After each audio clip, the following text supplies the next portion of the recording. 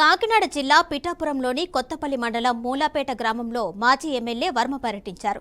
మత్స్యకారుల పునరావాసానికి పేదవారి వివాహాల కోసం మల్టీపర్సన్ భవనం నిర్మిస్తే వైసీపీ ప్రభుత్వం లీజుకిచ్చిందని ఆరోపించారు.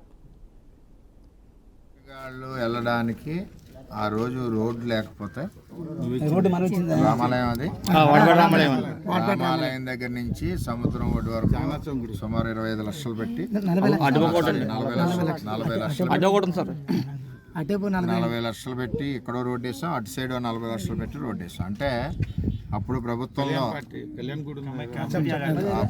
ప్రభుత్వంలో చంద్రబాబు నాయుడు గారు నేను ఉన్నప్పుడు వేటగాళ్ళు వేటకెళ్ళేటప్పుడు ఇబ్బందికర పరిస్థితి అని 2 రోడ్లు వేసాం. 80 లక్షలు ఇటు 40.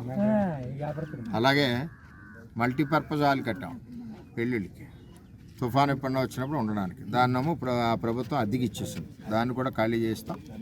ఇక్కడ ఎండి చేపలు ఎండబెట్టుకోవడానికి 12 ప్లాట్ఫారాలు మా ఏమిలో కట్టాం. ఇంకా కావాలంటున్నారు. అవి ప్లాట్ఫారాలు కూడా ఫిషరీస్కి చెప్తాం. అలాగే మరి ఏదైతే కరెంట్ ఉందో, కరెంటు కూడా ఆల్రెడీ త్వరలోనే 10-15 రోజుల్లో కరెంట్ వస్తుంది.